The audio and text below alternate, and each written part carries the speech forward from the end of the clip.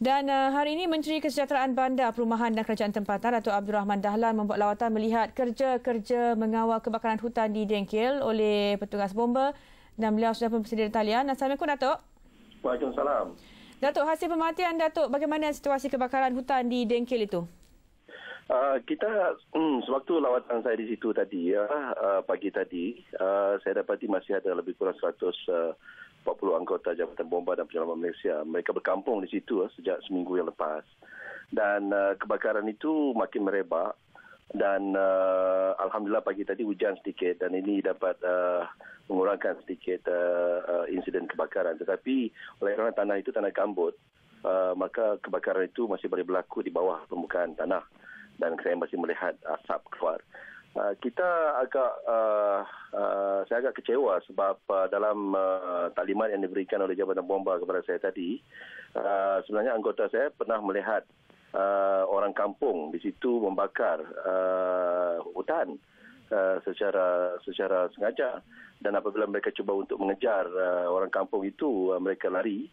Dan saya dapati insiden seperti ini masih lagi berlaku, dan saya minta supaya tuan tanah dapat menumpukan perhatian, memastikan tidak ada kebakaran berlaku secara terbuka di kawasan mereka.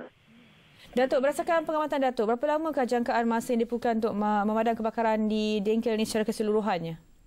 Dengkil ini kita ambil masa yang lama sedikit, kawasannya agak luas.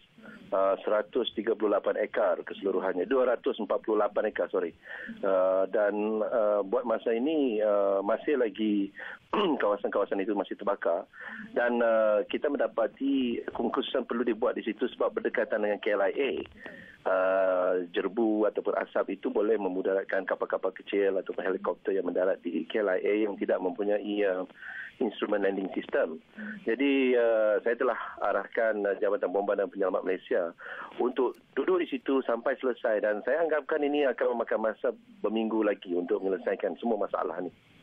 Kalau ikutkan keadaan jerebu di sekitar Selangor dan pulih semalam, kita nampak langit cerah, tapi hari ini dia berlaku balik. Adakah ini diakibatkan oleh kebakaran di Dengkil, Datuk?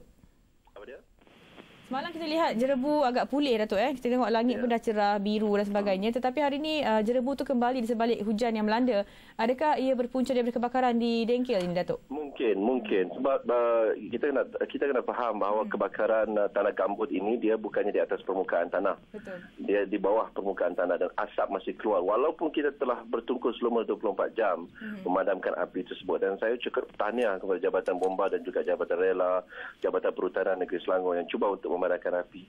Tapi pada saya kerja ini tidak akan dapat diselesaikan selagi mana api itu masih lagi berada di bawah permukaan tanah, dan juga insiden pembakaran terbuka ini tidak berlaku.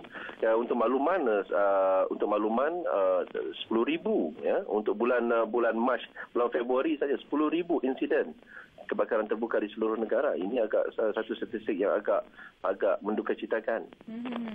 Baik, Datuk, terima kasih banyak kerana sudi bersama kami, dan saya doakan yang terbaik untuk pasukan bomba untuk memadam kebakaran di Dengkil, Datuk. Terima kasih. Terima kasih. Dan demikian tadi Datuk Abdul Rahman Dahlan, Menteri Kesejahteraan Bandar, Perumahan dan Kerajaan Tempatan.